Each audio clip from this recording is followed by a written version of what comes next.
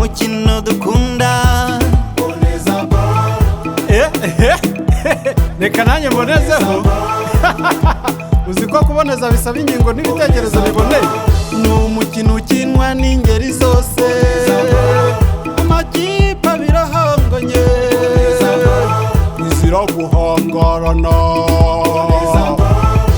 bagorora ingingo bagasabana bagakosorana, isinzi n'ibigwi bikegukanwa n'iyahize iyindi mu kuboneza.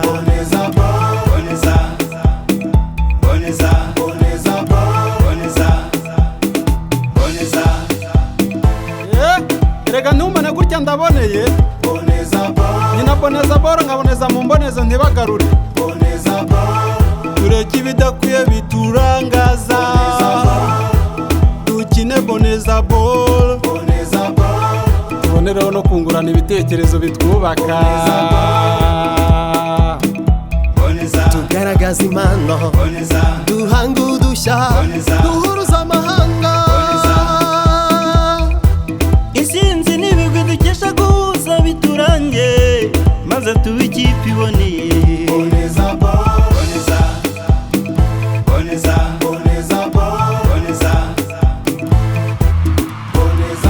uri boneza boro nkaba umukinnyi uboneza mu mboneza ibona abataratojwe ukabahunga, abatojwe ukabiha bakakumaramo ibitego bibaha kwamamara bagahangamura amahanga.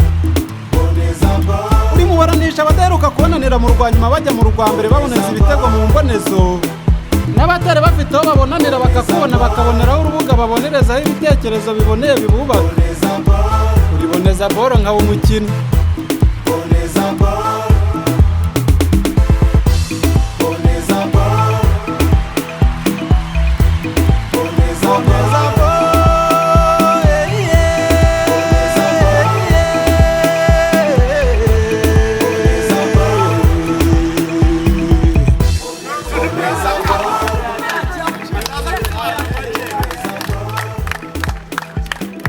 Abanyeshuri n'abashunje mu izina ry'umwami wacu Yesu Kristo, tugize umugisha wo guhabwa inzozi. Abatuye mu karere ka Rusizi mu murenge wa Gihundwe, Dawidi yavuze ati narishimye cyane ubwo bambwiraga ngo ninjye mu nzu ya data. Nanejejwe no guhabwa umwanya ngaruka guterana namwe. Inzira ni ndende Imana yanyujijemo kugira ngo ingirire icyo cyizere, kandi namwe mukingi mu mikino twakinaga za volleyball, za football, bityo n'ubuyobozi bwiza bw'igihugu cyacu. Ndavuga nka Madame First Lady wigeze undumaho nimugoroba dusangira dina mu bantu bahanga udushya. Ibyo ndabibabwira kugira ngo mbabwire yuko iyo ubaye umwana wishima kandi ushima Imana, ndibura kugushimisha, ndibura kuguhindura amateka. No mu itorero rya Anglikani tugirana ubufatanye. Iyo ngeze muri iri shami tugira iby'ubuzima, tukagira iby'imibereho. Iyo ngeze ku burezi ndahatinda cyane. Ejo tukaba twizeye kuzagira abakozi beza bateza imbere igihugu bagahanga n'udushya. Rero muri aka gashya ntarambiranye, uyu mukino ni inzozi nagize, n'abo bose bagiye banshyigikira, umutekano twagize, ikigo cy'urubyiruko twagize, nza gusanga siporo ari nziza kuko n'umukuru w'igihugu aricyo yayibuzeho. Siporo ni umwarimu. Rero dufite urugamba rukomeye. Covid yaje n'umukino batangiye gukinwa no mu mahanga, mu Bwongereza.